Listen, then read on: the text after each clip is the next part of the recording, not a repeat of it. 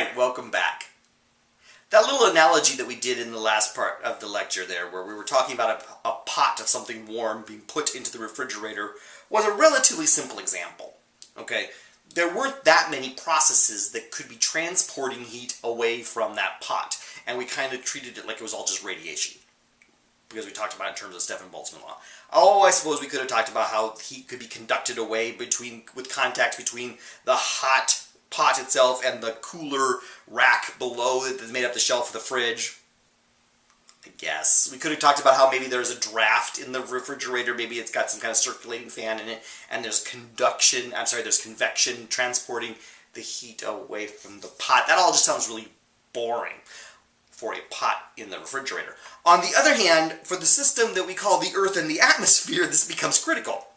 If we're going to be understanding the Earth's energy budget, we're going to have to be thinking about all these streams of different energy flowing from one part of the Earth atmosphere system to another. So let's take this diagram, which I got from the NASA website, that shows what the state of the art of our knowledge, based on observations, what is the amount of radiation moving or amount of heat moving through different parts of the Earth atmosphere system. And let's start examining how this diagram works and what it tells us. Alright, so a certain amount of radiation is going to be arriving at the Earth's orbit from the Sun. That is purely shortwave radiation. Another good example of the kind of thing I don't plan on teaching right now is the difference between shortwave and longwave radiation. Okay, that's what you took a 100 level class to learn. But the radiation that comes from the Sun is shortwave radiation, and that radiation reaches 94 million miles, or whatever the exact distance between the Earth and the Sun is, and reaches the Earth's orbit. And when it reaches the Earth's orbit, well, half the Earth isn't even facing in the direction of the Sun anyway, right? It's night on half the Earth. But if you took the total amount of radiation over like a 24-hour period, the total amount of radiation that is reaching the top of the Earth's atmosphere is about 340 watts per square meter. Now let's be clear about this term watt per square meter. Watts, remember, are a unit of power. They're joules of energy per second. So a watt per square meter is like a joule of energy per second per square meter. When the Sun is up and high in the sky, it's a whole lot more than 340 watts per square meter, but half the day you're getting zero from the Sun. Some latitudes on the Earth's surface get more radiation, some get less. I'm a survivor of the ATSEVS533 lab. You had to work through all kinds of problems about that kind of stuff with Earth-Sun geometry. Averaged over the whole surface of the Earth, over a 24-hour period, the total amount of radiation that reaches the top of the Earth's atmosphere and might go to heat up the Earth is 340 watts per square meter. Okay, so that's energy in the form of shortwave radiation. That is coming, it's made it through 94 million miles of cold dead space, and it has hit the top of the Earth's atmosphere. Now, as that energy starts penetrating into the Earth's atmosphere, stuff can happen to it. For example, there's a lot of really reflective stuff in the Earth's atmosphere. Stuff that has a high albedo, right? Remember that word albedo? Again, that's the kind of thing I don't plan on just getting too bogged down on here. Albedo, as in it reflects shortwave radiation. Clouds reflect shortwave radiation. There's lots of aerosols, little pieces of dust and so on in the atmosphere that reflect shortwave radiation. Some of the gases in the Earth's atmosphere can do this too. In fact, about a quarter of all that energy that came 94 million miles through space never makes it to the surface of the Earth at all. It just gets reflected back into space. And reflecting radiation doesn't change the temperature of anything. That energy is just gone. It didn't do anything to change the temperature of the Earth. Okay? We still have 75% of that radiation from the Sun pushing its way past air molecules, working its way at the speed of light down towards the surface of the Earth. But along the way, another roughly 25% of it is getting absorbed by the atmosphere. There's gases in the Earth's atmosphere that they can absorb shortwave radiation from the Sun. The most obvious example is ozone. Ozone is great at absorbing the types of shortwave radiation that we call ultraviolet radiation. But there's other examples. Water vapor can do some of it, and so on. So another part of the radiation that we're going to be talking about, well, it was absorbed by gases in the Earth's atmosphere, and absorbing radiation causes the temperature to go up. It's an increase in the internal energy of those ozone molecules, those water vapor molecules, whatever, but that is energy that never got it all the way to the surface of the Earth. Now, some radiation does make it all the way to the surface of the Earth, but then reflects off of whatever's at the ground. Snowpack, okay, classic example. Snow has a very high albedo. It reflects almost all the radiation that hits it. But every surface over the Earth has some albedo, where some of the solar radiation that hits it reflects off of it. Again, reflecting radiation doesn't change the temperature of the surface at all. So again, this is radiation that's basically just wasted, okay? It hit the surface of the Earth and just reflects back out into space. That's the one I have highlighted there with the box.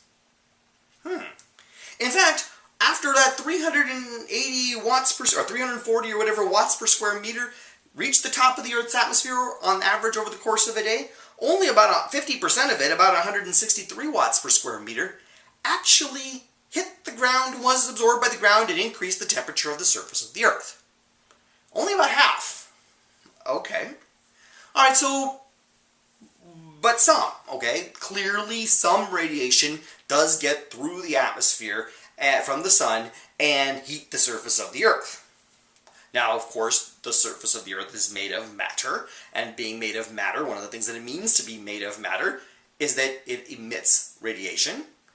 By Wien's law, the type of radiation that's being emitted by the surface of the Earth is long-wave radiation. Again, we're not going to get bogged down. You're going to need to know the difference between long-wave and short-wave. Feel free to ask me or check out those 100-level videos or whatever. By Stefan Boltzmann's law, we can take the temperature of the surface of the Earth and figure out how much radiation it's emitting. And the answer is really averaged over all locations on the surface of the Earth, high latitudes, low latitudes, whatever, a good average amount of radiation that the surface of the Earth is emitting upward towards space is right around 400 watts per square meter. Observations show it's actually about 398 watts per square meter. That is how much radiation the ground is emitting up towards space. If we didn't have an atmosphere, that radiation would just go out to space and that would be the end of the story. But we have an atmosphere that's full of complicated stuff with all kinds of interesting processes. When a satellite flies over the Earth and looks down and measures the long-wave radiation coming up from the ground, if there were no atmosphere, the amount of radiation the satellite would see would be 398 watts per square meter. But that's not what a satellite sees. If your satellite flies over a location, of that about 240 watts per square meter is actually making it out the top of the Earth's atmosphere. So at the bottom of the Earth's atmosphere, we're emitting about 400 watts per square meter, and only a little bit right around half as much of that is actually making it out of the top of the Earth's atmosphere. Now, it would be easy to think of this and say, oh, I get it. So some radiation that starts at the surface of the Earth, some photons of long-wave radiation, are being emitted by the surface of the Earth and they make it all the way through the Earth's atmosphere. In fact, 240 watts per square meter are making it through. And that would be neat, but that's actually not what's happening. What's actually happening is there is some of that radiation that is actually going straight through the Earth's atmosphere, not being stopped by any air molecules and so on. In fact, about 40 watts per square meter is that happening too. It's a so-called atmospheric window, but we'll talk about the atmospheric window a little bit later. But most of that 240 watts per square meter that satellites see when they look down at the surface of the Earth and they see this radiation emerging from the top of the Earth's atmosphere, most of it is radiation that was being emitted by stuff in the atmosphere. Air molecules, greenhouse gas molecules, water vapor, clouds, stuff in the Earth's atmosphere is what's emitting it. So that 240 watts per square meter that the satellite is seeing, only a small part of that is actually radiation from the ground that made it all the way through the atmosphere. Most of it is radiation that the atmosphere and stuff in the atmosphere was emitting.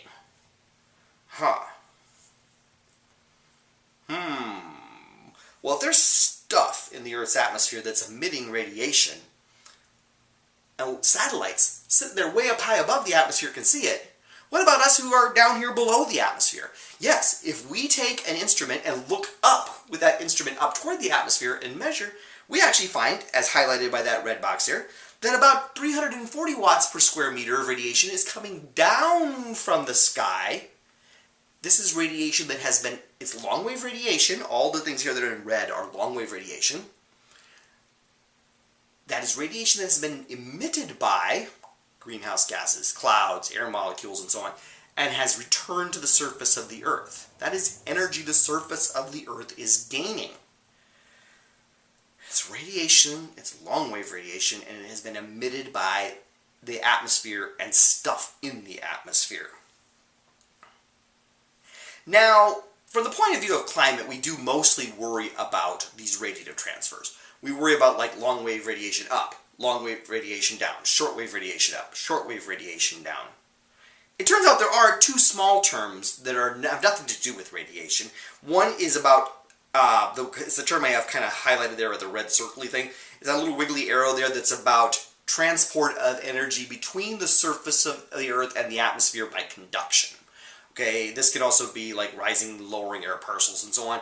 But this is a relatively small little part of the term. Same with, like, for example, another important term in certain contexts, but globally doesn't average out to being all that much, is about the exchange of heat between the surface and the atmosphere by evaporation of water. Again, as a survivor of ATSEVS533, you know that evaporation is a cooling process. When you sweat and water evaporates off your skin cools down. In the same way, the surface of the Earth is cooling as water evaporates off the surface. But it isn't a huge term, okay? I mean, we're not going to focus on that term at this point. Doesn't mean there isn't important research consequences and so on. It's just I'm not sure that's the most important thing for us to do on the first day of a module about this stuff. Okay. So now, NASA has given us, based on observations and satellite measurements and field experiments and so on, we have this huge diagram that explains the Earth's energy budget. And we have very carefully measured all these terms under a wide range of different conditions, and we know all these terms. We should be able to do the math and actually figure out what is the energy balance of the Earth. What's going on in the Earth's atmosphere system with regard to how is it gaining or losing internal energy, which will be changing its temperature. Okay, so like if I just sort of draw a dashed line, you can kind of see in the background of that picture there, and I'm just like separating the atmosphere and the Earth from space. And I'm saying, okay, the atmosphere and the Earth, how are they as a system gaining or losing heat to space, including the sun? And so you can see, for example, the atmosphere is the primary way in which we are gaining heat energy in is that 340.4 watts per square meter that's coming in from the sun. And we are losing energy to space in the form of 77 watts per square meter of radiation reflected by clouds in the atmosphere, 22.9 watts per square meter that is reflected off the surface of the Earth, and a total of 239.9 watts per square meter that has been emitted by stuff in the atmosphere or the surface of the Earth and is emitted in the form of long-wave radiation that reaches the top of the Earth's atmosphere and heads out into space at the speed of light. You add those numbers up and compute the difference there, and you get 0.6 watts per square meter. That's a smallish number. But it is not a zero number. This is telling us that the Earth, atmosphere, ocean, whole thing system is not in thermal equilibrium. There is a net change in the amount of internal energy. Every square meter of the surface of the Earth, on average, is gaining energy at the rate of 0.6 watts per square meter. That's day and night, that's average over all latitudes, etc. It's a smallish number, but it is not zero. If it were zero, we'd have an interesting story here, because then they would say that we're not gaining any internal energy, so there should be no change in temperature. We are gaining internal energy for the Earth-atmosphere system. Oh. Admittedly a small amount, but that's per square meter. There's a hell of a lot of square meters on the surface of the Earth, and that's actually a joule per second per square meter, so that's a lot. There's a lot of seconds in a day, in a year, or whatever, so that's all adds up to an enormous number of joules of energy we are adding to the Earth-atmosphere system all the time worldwide. The Earth-atmosphere system is not currently in some kind of thermal equilibrium. All right, well, we could do the same calculations again, but we could just be talking about the surface of the Earth itself, where we talk about like energy it's gaining from the sun. We could talk about energy it's gaining in the form of long-wave radiation that was emitted by the atmosphere down toward the surface of the Earth. We could do those same calculations again. We have 163 watts per square meter that was absorbed by the surface of the Earth from the sun. There's 340.3 watts per square meter of long-wave radiation coming down from the sky, and you could plug all those other numbers in there to see, and you find out that the balance for the Earth's surface is 0.6 watts per square meter. In other words, the surface of the Earth itself is gaining heat at a rate of about 0.6 watts per square meter. So in other words, it looks like pretty much the entirety of the warming that is happening to literally the ball of rock that is the Earth. In fact, if you do the same calculations for the atmosphere itself, to within the accuracy of these numbers and the number of significant digits and so on, you get that the atmosphere is gaining heat at a rate of 0 watts per square meter. It is, just small increases in the temperature near the surface and small decreases in temperature like up near the tropopause and so on. Oh, so it's pretty much a ground level phenomenon. We're mainly worried about near the surface of the Earth when we're talking about these changes in the temperature that are due to some kind of energy imbalance. So apparently there is some imbalance. Apparently something is peculiar about the Earth atmosphere system right now. We are not in thermal equilibrium with the solar system around us. We are gaining heat. Why? What would be causing that? Well, again, it's a class about climate and physical climatology and climate change and so on. You know where we're going with this. You just don't know how it all happens yet. But before we do, let's answer 3 more quick questions. Question 3. About how much shortwave radiation is the surface of the Earth emitting? A, none. B, about half as much as it absorbs from the sun. C, over 10,000 watts per square meter. Or D, the same amount as it emits long-wave radiation. Which of these explains how much shortwave radiation is the surface of the Earth emitting? Read the question carefully and then make a choice from those 4 options to get a little feedback before you move on to question 4.